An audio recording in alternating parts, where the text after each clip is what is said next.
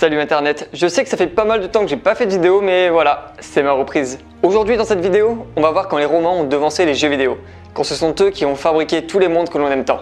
Allez, c'est parti.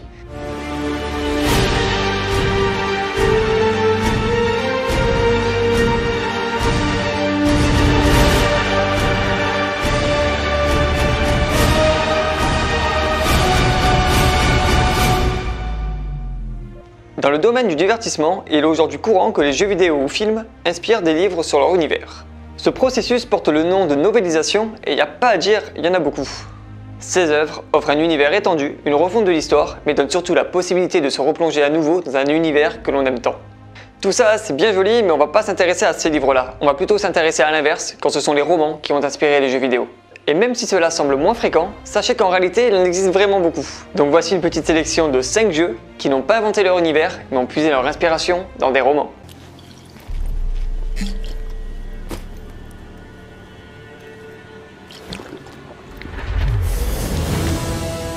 La saga The Witcher.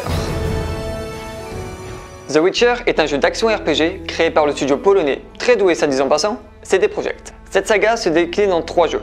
The Witcher 1, sorti sur PC en 2007, The Witcher 2, sorti en 2011 sur 3.6 et PC, et The Witcher 3, qui n'est plus à présenter vu l'importance qu'il a eu dans le milieu vidéoludique, sur PS4, One et PC. Cette saga met en lumière le personnage de Geralt de Rive, un sorceleur, littéralement Wiedźmin en polonais, The Witcher en anglais. Mais les aventures du sorceleur ont en fait commencé bien avant 2007, mais en 1990, dans des nouvelles d'un auteur polonais, Andrzej Sapkowski. Les ventes de ces nouvelles étaient impressionnantes. Elles dépassaient largement celles de Stephen King ou de Michael Crichton. D'après le cofondateur de CD Projekt, The Witcher en Pologne était comparable à l'œuvre de Tolkien pour les Britanniques. Cela montrait à quel point l'engouement de cette œuvre était importante déjà en 1990. La pression était donc encore plus grande, surtout pendant le développement du premier opus en 2007. Finalement, le titre rencontra un grand succès et fera exploser les ventes du livre partout dans le monde. En même temps, ils n'ont pas fait un simple copier-coller. Ils se sont basés sur l'inspiration du livre, donc vraiment sur l'univers, pour créer leur propre histoire. D'ailleurs, l'histoire des jeux se passe des années et des années après celle des livres. Je profite de parler de ce jeu pour vous parler d'une actualité qui date du 5 octobre. Le studio CD Projekt et l'auteur de The Witcher sont actuellement en litige.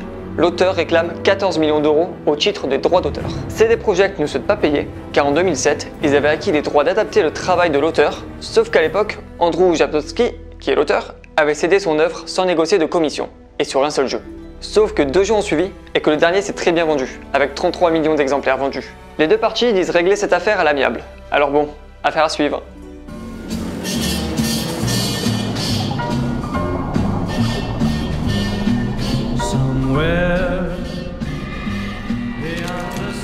BioShock. Le jeu BioShock s'inspire énormément des œuvres de Ayn Rand, une philosophe romancière et scénariste russe. Le personnage d'Andrew Ryan, le fondateur de la ville de Rapture, si t'as oublié, c'est où le jeu se passe simplement, c'est la ville sous-marine, est inspiré d'elle. Son nom est en fait un anagramme. Ils partagent même beaucoup de similarités dans leur vie. Le jeu reprend plusieurs éléments de son livre Atlas Shrugged, son livre le plus important de toute sa carrière. D'après l'auteur elle-même, ce livre a pour thème le rôle de l'esprit humain dans la société. Il décrit ce qui se passe lorsque la violence et l'État empêchent l'esprit de fonctionner. En poussant les hommes d'esprit, les créateurs de richesse, à refuser de servir une société qui trouve normal de les traiter comme des esclaves. C'est ainsi que l'essence même de Rapture prend son sens. Une cité où les artistes ne craignent plus les censeurs, où les scientifiques ne seraient plus inhibés par une éthique gouvernementale, où les grands ne seraient plus jamais cachés par les petits. Et c'est d'ailleurs de cette façon qu'Andrew Ryan présente sa ville dans les jeux. Choisi l'impossible. J'ai choisi Rapture. Une cité où les artistes ne craindraient pas les foudres des censeurs, où les scientifiques ne seraient pas inhibés par une éthique aussi artificielle que vaine, où les grands ne seraient plus humiliés par les petits. D'ailleurs, quand on y réfléchit, le jeu BioShock et le livre de Ayn Rand se basent énormément sur la théorie de l'objectivisme. Ayn Rand became famous for her philosophy of objectivism, which is a nice way of saying being a selfish asshole. Why is it good to want others to be happy? En gros, Rapture peut être le mieux désigné comme un gulch, un terme dérivé du culte de Galt, du livre de Ayn Rand. Un gulch est une communauté souterraine, économique et sociale, basée sur la liberté d'esprit des individus, et confirme donc l'individualité et les droits de propriété plutôt que par les règles de fonctionnement d'une communauté collective. En résumé, c'est du chacun pour soi. Ken Levine, le producteur du jeu, a donc exposé cette théorie fondée par Ayn Rand dans son jeu. Il a d'ailleurs effectué une critique de cette théorie en affirmant qu'au final, cela pouvait se terminer uniquement en loi de la jungle entre les individus. De plus, dans BioShock premier du nom, les antagonistes majeurs sont Andrew Ryan, fondateur de la ville, qui représente l'État, et Frank Fontaine, PDG de l'entreprise Fontaine Futuristic, ayant mis au point les plasmides, le chef économique de Rapture. Dans le 2, l'antagoniste principal, Sophia Lamb, se relèvera être à la tête du pouvoir religieux de la communauté. On retrouve donc en antagoniste une représentation de l'État, du pouvoir de l'argent et de la religion. Tout cela menant à la ruine de Rapture. Le jeu est en fait un véritable cours de philosophie à lui tout seul. Si ça vous intéresse, on parlera de Infinite une prochaine fois.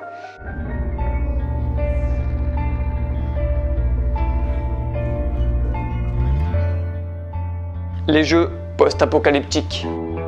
De nombreux jeux se passent dans un futur proche où il y a eu une catastrophe naturelle, nucléaire ou extraterrestre. Des jeux mythiques comme Fallout, pour ne citer que l'un des plus connus. Mais certains n'ont rien inventé. C'est le cas notamment du jeu Stalker. Cette série de FPS s'inspire en fait d'un livre écrit en 1972 par les frères Strugatsky, Pique-nique au bord du chemin. L'œuvre littéraire raconte les aventures de Red, un stalker expérimenté qui s'avance dans la zone pour trouver des artefacts de valeur afin de les revendre. Dans Pique-nique au bord du chemin, les zones sont des endroits visités par les extraterrestres quelques années auparavant. Leurs passages ont fait de leur lieu des endroits mystérieux, aux propriétés surnaturelles, dans lesquels il est très risqué d'y pénétrer. Le jeu s'est aussi inspiré du film Stalker, sorti en 1979, qui lui-même est aussi inspiré du livre. Dans le domaine, il y a aussi un énorme jeu inspiré d'un livre, Metro 2033. Il puise son inspiration dans la nouvelle éponyme écrite par l'écrivain russe Dmitri Grigorsky. Tout comme dans le jeu, l'intrigue se déroule dans le métro de la ville de Moscou, alors que la ville est ravagée par l'apocalypse nucléaire. De nombreux personnages du livre sont présents dans le jeu. On retrouve notamment le même héros, Artyom. En Russie, le roman est un véritable best-seller depuis sa sortie en 2005. Il a écoulé plus de 300 000 exemplaires.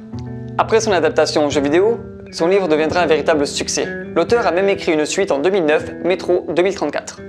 D'ailleurs, savez-vous que la société à l'origine de la saga Metro a été créée par d'anciens employés de GSC Game World, qui n'est autre que le studio qui a créé Stalker Shadow of Chernobyl.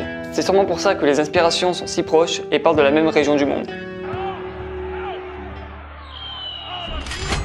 Assassin's Creed. D'après le producteur du jeu, le premier opus de la Assassin's Creed s'inspire en fait de la nouvelle Alamut sortie en 1938, écrit par l'auteur slovène Vladimir Bartol. Le roman de Vladimir Bartol est en fait un plaidoyer contre les dictateurs Mussolini, Staline et Hitler, qui avec des promesses frauduleuses manipulaient les gens afin qu'ils se sacrifient. Dans le jeu, beaucoup d'éléments sont repris et inspirés du livre, notamment le personnage principal, Altaïr Ibn Haddad, un jeune Syrien faisant partie de la secte des assassins dans la ville forteresse de Masyaf. D'ailleurs, l'atmosphère de Masyaf est fortement inspirée d'Alamut. Si le village et la forteresse ont vraiment existé, on peut penser que le choix d'Ubisoft s'est porté sur Masyaf et non sur Alamut pour une raison assez simple en fait. Donner une dimension sociale et apaisée à la secte des assassins qui est alors glorifiée dans ce premier opus. Alamut aurait revêtu un aspect beaucoup trop militaire. De plus, le mentor d'Altaïr n'est d'autre que Rachid Hadjid Sinan, le successeur réel du premier mentor des assassins, Ibn Saba, le mentor du roman, qui à l'époque fit de Masyaf le centre de ses opérations. Outre ce choix, Ubisoft est resté fidèle à l'histoire. Par la suite, la saga changera d'époque, mais gardera ce thème de la lutte pour la liberté et contre l'asservissement. Par ailleurs, à partir du deuxième opus, le credo des assassins deviendra « Rien n'est vrai, tout est permis ». Une phrase directement tirée du roman. Toute la sagesse de notre credo est contenue dans ces paroles. Nous agissons dans l'ombre pour éclairer le monde. Nous sommes des assassins. Rien n'est vrai. Tout est permis. Le nom d'Alamut désigne aussi l'énorme forteresse dans le film Prince of Persia, une autre licence d'Ubisoft. Néanmoins, cette référence s'écarte du roman et est plutôt un easter egg. Et voilà, on en a fini avec ces jeux qui au final n'ont rien inventé, mais ont su magnifier une œuvre afin de se l'approprier. J'espère sincèrement que la vidéo vous a plu. Si c'est le cas, n'hésitez pas à mettre un petit like, à vous abonner et à me dire un peu vos retours. Abonne-toi pour pas rater la suite, parce que c'est officiel, je suis de retour sur YouTube. Pour le reste, je vous dis à très vite. Allez, ciao. Baby, can you move around the rhythm so we can get with and jump around and get us a rock and roll round?